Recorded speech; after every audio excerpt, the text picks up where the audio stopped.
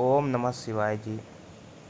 देखिए, आज इस पत्रिका के बारे में चर्चा करना इसलिए आवश्यक है क्योंकि अष्टक वर्ग के माध्यम से मैं पत्रिका का फलादेश करना सिखाऊंगा। अष्टक वर्ग बहुत ही सरल पद्धति है जिससे आप यह जान सकेंगे कौन से ग्रह कमज़ोर है, कौन से भाव कमज़ोर हैं, और बहुत ही सरल तरीके से मैं समझाने का प्रयास करूंगा। यह पत्रिका कन्या लगन की है और लग्नेश चौथे भाव में अपनी मूल त्रिकोण राशि में उच्च के हैं और भद्र योग बना रहे हैं, भद्र नामक राजयोग। तो अगर पत्रिका में लग्नेश उच्च का है, अच्छी स्थिति में है, तो इसका यह अर्थ है कि इनका व्यक्तित्व तो गजब का होगा, पर्सनालिटी गजब की होगी, मतलब स्वास्थ्य अच्छा होगा। कहते हैं ना, पर्सनालिटी में एक भव्यता है, उस तरह की बात होगी इनमें।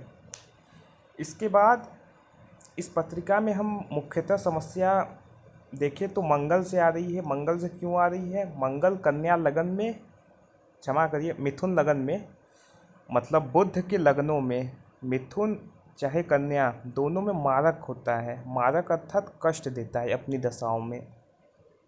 तो मंगल यहाँ मारक इसलिए होता है क्योंकि छठवें भाव का स्वामी है और 11वें भाव का स्वामी है। छठे भाव से हम रोग का विचार करते हैं, 11वें भाव से भी हम छोटे मोटे बीमारी और अनैतिक इच्छाओं का भी विचार करते हैं। तो 12वें भाव का मंगल ऐसे भी अच्छा नहीं माना जाता। मंगल और केतु की युति पिशाच योग कहलाती है। ऊपर से मंगल के ऊपर राहु की दृष्टि है जो अंगारक दोष का भी निर्माण कर रही है।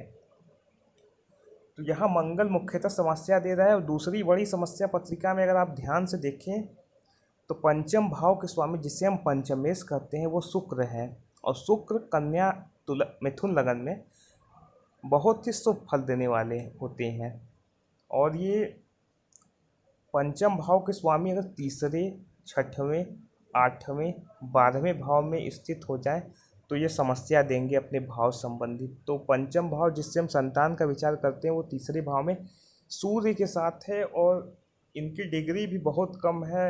ये बाल अवस्था में स्थित है और वक्री भी है, जिस वजह से संतान से संबंधित समस्याएं आ रही हैं।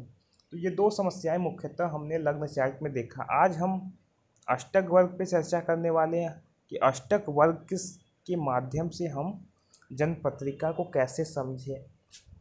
तो चलिए, आप सब भी लोग भी अपनी पत्रिका एस्ट्रोसेज एप्लीकेशन के माध्यम से खोलिए और जिस प्रकार से मैं बता रहा हूँ वो अपनी पत्रिका पे लागू करिए। हालांकि अष्टक वर्ग में भी बहुत नियम होते हैं, लेकिन जो आसान नियम है वह समझाने का प्रयास रहेगा।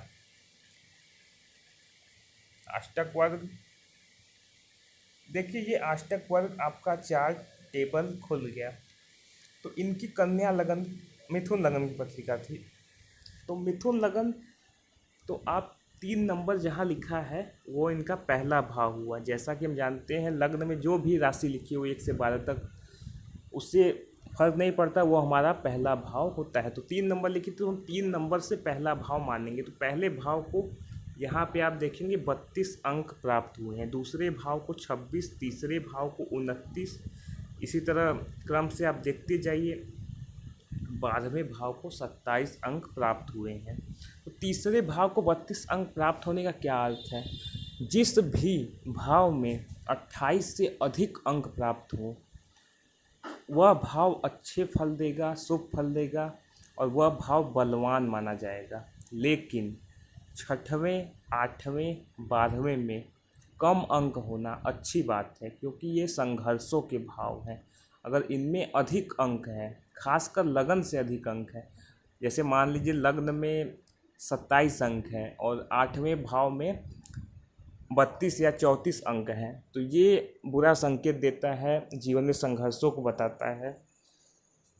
ये आप एक सामान्य तरीके से समझ सकते हैं कि 28 से कम है शुभ भाव में तो ये शुभ है, 28 से अगर अधिक अंक शुभ भाव में है तो ये शुभ है।